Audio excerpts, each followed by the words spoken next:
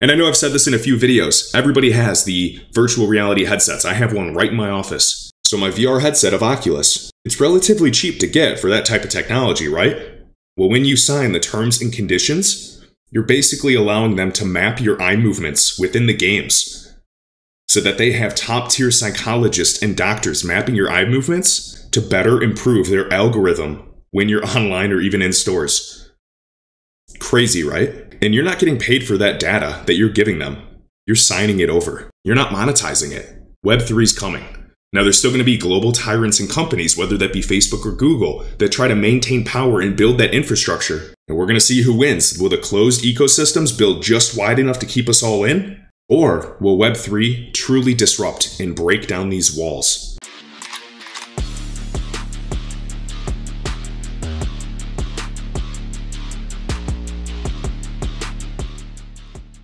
What is going on, guys? Cage here with another cryptocurrency update. We're going to be diving into some Ripple and XRP news today, and I'm wishing everybody a Merry Christmas and Happy Holidays. As we can see, shared by Finextra, Swift, the behemoth that sends roughly $5 trillion on a daily basis, has announced that they are exploring the expansion of network into the digital asset market for liquidity. Whether that is for XRP, Bitcoin, Ether, or any digital asset, this validates everything that we've been talking about for the past 3 to 4 years.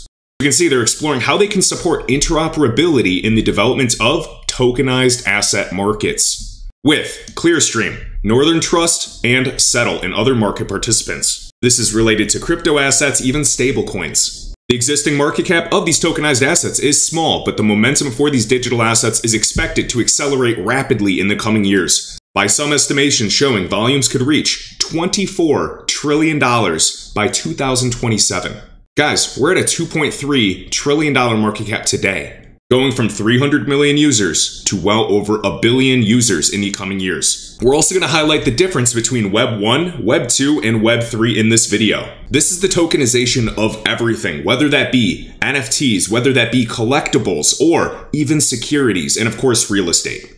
Banks and securities firms are vying to tap into this nascent market, nascent meaning young and full of potential, by developing digital asset servicing capabilities such as private key safekeeping and supporting the full life cycle of digital securities. And if you caught last video, we did discuss Ripple being part of the Nacha Alliance with 11,000 financial institutions connected to the electronic network of the entire United States for the automated clearinghouse, the ACH network. Well, the same thing goes for Swift. 11,000 institutions, more than 200 countries, oversight by the central banks globally. And speaking of infrastructure and custodians, just think PolySign and Standard Custody has XRP and Ripple spelled all over it. Already fully licensed and having a bank charter out of New York. And just wanted to highlight, cough cough, the news that came out was Swift will be using digital assets, discussing interoperability and of course liquidity using the most efficient mechanism. It's not going to be one crypto. It's going to be a variety based off of the problem they solve. And remember, first, Swift ignored us. They ignored it. They said, oh, it's nothing. It's just a silly speculative market. There's money laundering in crypto, even though there's significantly more laundering of money in fiat because it's harder to track. Then they laugh at you and even hate on you. Then they fight you, and then you win a variety of digital assets. The question is, who are going to be the winners? Because frankly, there are thousands of digital assets, and there will be thousands that go to zero. And I know a lot of people don't want to hear that, but we have to be ready.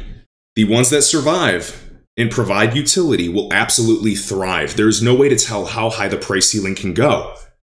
But we also have to be extremely careful in this market.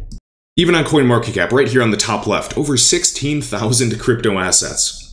Even heard Sam Bankman-Fried, CEO of FTX, his net worth is 20 times that of the CEO of JP Morgan Chase, over $20 billion. Saying that he believes, there's probably going to be maybe 5 to 20 main chains in the future of the entire financial ecosystem, not 16,000. I could see 50, I could see 20, I could see 10, but I do not see 16,000. In terms of being viable infrastructure, the main participants, it's still going to follow Pareto's law with the 80-20 principle. And remember that Swift, over $5 trillion per day that is sent across borders, does not even include some of the biggest countries in the world. What does that mean? Well, there's still walled gardens and not true interoperability and trust throughout the global financial system. Does China use Swift? Nope. We already know that they're working on their digital yuan. Does Russia use Swift? Well, they have their own equivalent financial transfer system to SWIFT today. So we just named 2 BRICS nations. Remember BRICS: Brazil, Russia, India, China, and South Africa. What are the SWIFT fees to send money? Anywhere from $25 to $65 per outgoing wire transfers, usually $10 to $25. When you have assets like XRP that can send millions of dollars for a tenth of a penny. So $20 to $60 for a silly wire transfer, and it can take anywhere from 2 to 5 working days to complete and reach their destination. Seems like they need the help of digital assets. Anders Zell and I Am Legion, 2 of the best researchers in the entire XRP community. 9 different documents showing SWIFT and Ripple, in case someone forgot. Now remember, even Marjan Delatine of Ripple, that used to work for SWIFT, she left SWIFT to come work for Ripple, goes on to say that XRP will not replace SWIFT. That will be one of these settlement options side by side. And who do you think, banks, who do you think that everyday people are going to choose to settle their money? We are going to leverage the most efficient and most trusted payment path. Probably nothing. We have Task Group, CGI, Volante, Swift Institute, Swissroute, of course, some big news just came out with that. Earthport acquired by Visa, SAP. Remember, they also helped 2 big banks, Reese Bank and ATB Bank, trial XRP years ago. Standard Chartered, they are also an investor in the company Ripple. SIA, deep ties within a variety of assets like Quant. On and on and on. So you can see that Ripple is side by side with Swift. You can see Ripple right there, next to SwiftNet and SIANet. Even right here, available network drivers, Ripple. You have the application, payments, collections, treasury. We know that XRP is actually solving some treasury issues today. And TAS is a network gateway sitting at the heart of the entire European system. Remember Switzerland, and a lot of assets there. Right here, even Volante, one of the biggest tech providers that sends over $2 trillion on a daily basis. What do they have? Right here, Ripple with the API, Swift on the messaging layer. They have the ACH, and they also have RTP for real-time payments. Oh, another thing, right by CGI. Remember, they have the Ripple Intelligent Gateway they announced years ago, and mysteriously deleted some of those videos on the Ripple Insights article. Why? And you can see Ripple listed here as well. Application layer, platform, infrastructure. Notice that Ripple serves as the application, platform, and infrastructure layer, all 3, whereas others do not. Even Swift, platform and infrastructure layer. You have Corda, by the way. You have SIA Chain, just huge groups. Ethereum, Hyperledger, etc. And this is by SIA, and I believe PwC, which is an early Ripple partner as well. We have Mr. Whale showing an XRP price chart. We could be in a major pump if it breaks out of the symmetrical wedge pattern. Lots of whales accumulating, which could be a sign. All right, wake me up at all-time high price. Typically with the symmetrical triangle, you can measure this height and take that measured move and apply it to the tip or the convergence known as the apex of the triangle. And then you measure that same height from the apex and you can kind of gauge where that next impulse level would be. Of course, in tandem with, Fibonacci, whether that's trend-based fibs or Fibonacci retracements or anything in between. And I do believe that 2022 will be the year for XRP. We even have Bearable Guy 123 on his other account, wishing everybody a Merry Christmas, Happy New Year to all. Very interesting times are coming. Not financial advice, just sharing. Let's discuss Web 1.0, Web 2, and Web 3, and why this is one of the biggest financial revolutions that we have ever witnessed. Those that pay attention, keep their head down, continue to research, and focus on the long term will be victorious. That is what time in the market has taught us year over year. And those of you that joined the market in the past 12 months or so, of course, we have been in a bull run with a few different big cups and drops throughout this cycle. Some might be in some nice profits, some might be down a lot because they bought the top. Bottom line is those that weather the storm, have some form of strategy, continue to learn the fundamentals, and also learn TA, are going to be fine. If I never had that long-term vision, I would have panic sold when I was down, 80% on some altcoin. Because I did my research, I'm still holding QNT to this day. From $3 to $5. Unbelievable returns. So for me, everybody has a different opinion. You can do whatever's best for you. If I didn't do my own research, I never would have had the belief to be here today. So the research on those hard days is exactly why I kept the faith, is exactly why I believed in something that the rest of the masses didn't quite yet believe. And of course, a lot of people in crypto are entirely different. If you're watching this video, if you've been in the crypto market, something called you here. You are probably like me, a different type of person that wants more out of life. You're not super conventional, you see the opportunity, and you decided to take action. Because if you want to change your life, you have to change your life. So let's just discuss high-level Web 1, Web 2, and Web 3 and what is upon us now during this revolution. Just think with Web 1, it was primarily static pages.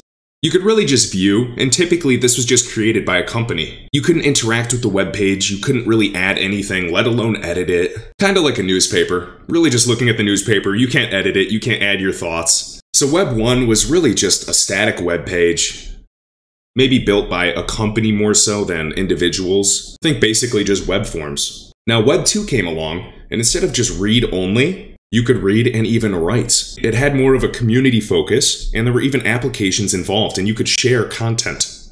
Now Web 3 came. This is portable, this is personal, the evolution of social media. And this is where all the magic happens, and where crypto assets, tokenized assets, blockchain technology, and DLT networks can fundamentally change how everything is done.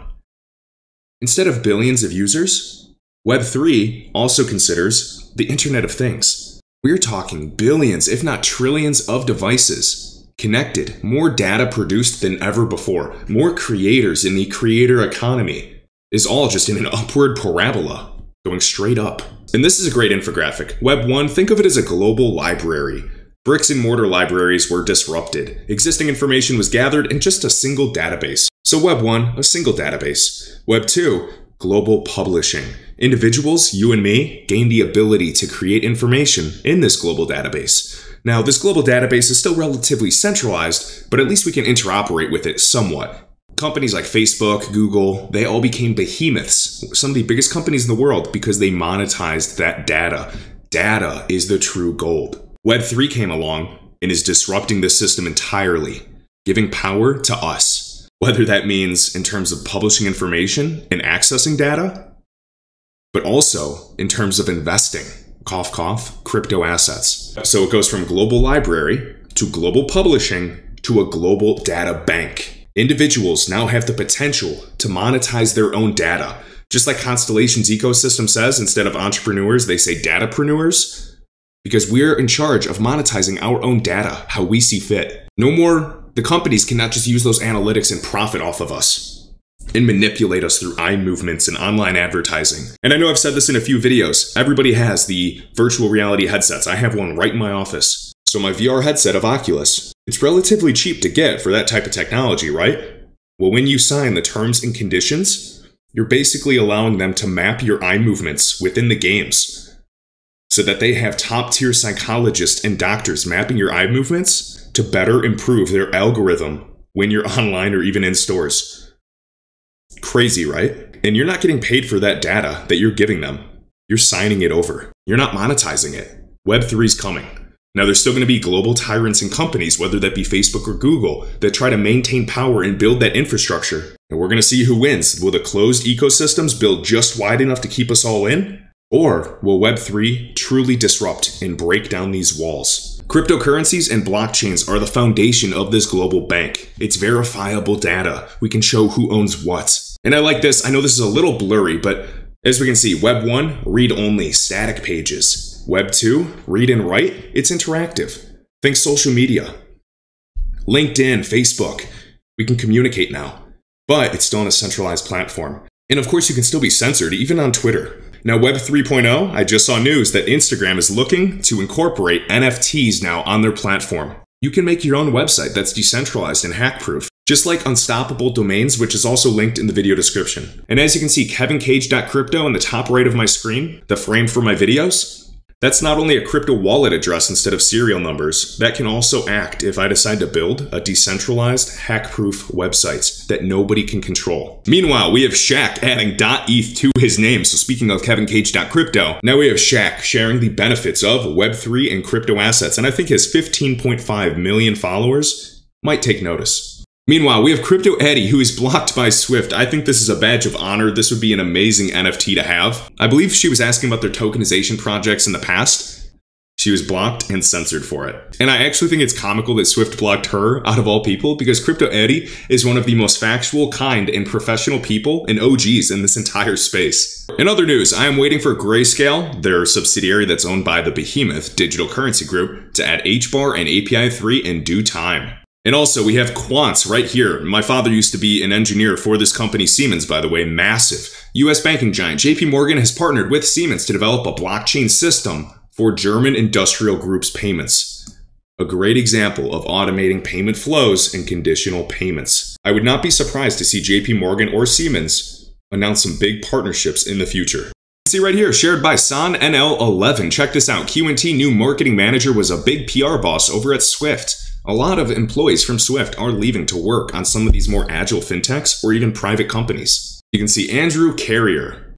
So Algorand is continuing to build regardless of current price. My best advice, not financial advice, is to focus on the assets that could not care less about current price. They are building for a better future. There's a lot of noobs and retailers in this market. They only like the asset when the price is going up, and they lack to do the research. And that's fine for them. They can do whatever they want with their money. They can emotionally gamble and trade in this market. But in my experience, holding has done wonders if you've been here for the past few years. And guess what? When you're here in this market and you experience some of those big parabolic pumps, you're going to be happy that you stayed the course. So Algorand is massive. Check this out. So we have Bloomy. Pay Now supports QuickBooks and Wire for payments and payouts on the Algorand blockchain. What? Connect Bloomy to QuickBooks and now you can accept crypto payments directly into your bank account. Now I know we've used Wire. I use them with Ledger for crypto wallets linked in the video description. But now I can sync it and leverage it with Algorand with crypto payment options, Ethereum, Algo, Tether, and even USDC. How cool is this? You can learn more at bloomy.com. And you guys know I run a few businesses. How cool would it be to pay some of my employees in crypto? I'm going to be looking into this. Also, I don't have a crystal ball. I'm not a fortune teller, but the funny thing is that a couple more months of blood in the market would typically be just enough to shake out the weak hands. Institutions, they always beat retail because they're just more patient. They're willing to wait 3 months or even 6 months when somebody else is not. Make retail investors second guess everything. Maybe panic sell. And remember the pattern across the board, it affects me too, to some degree, is every newcomer, they wanted to be all in during April and May when there was just positive news. The markets were at all-time high. During June, July, those were the lows this year. They were too afraid to enter the market. That's when I was buying my face off. And then a few more months later, it retraces, comes back up, we get a nice little push a couple months later, and they wish they bought more. Oh man, I wish we had this dip. I wish we had one more dip. Then the dip comes or a crash comes. Too scared, what if the price goes lower? What if? Truth be told, there's always going to be an infinite amount of data before you make a decision. And no matter how much data you take in, you're always going to end up making some split judgment. And then another crash happens and most people are too afraid to buy. Okay guys, we're going to finish up with this video. I hope you guys have happy holidays with your loved ones. This is by Bank XRP sharing a video of Swift Go instant settlement where available, predictable, fast, and easy low-value cross-border payments. Sounds familiar? As always, all crypto resources and exchanges are linked in the video description. And until next time. As the world embraces new waves of digitization, the day-to-day experience of consumers has been completely transformed. In the payments world, that translates into an expectation that payments be fast, with transparency ingrained at every level, and with an elegant and seamless user experience. To meet this need, financial institutions are coming together to define a new way for making low-value cross-border payments and boost their business in a high-growth segment. To do this, we're building on the success of Swift GPI to create a new way to make low-value cross-border payments. This new service is underpinned by 5 key pillars. The service will guarantee predictability of end-to-end fees, FX, and time the payment will take to arrive, known in advance. The service will equip customers with a simple option for moving money directly from their bank account. Payments will be routed via the fastest and most efficient corridors using instant settlement where available. Payments sent via this service will enable a best-in-class service level at a competitive price. Payments will be underpinned by the security of the Swift network. To find out more about this service and how you can get involved, visit swift.com/go or contact your Swift relationship manager.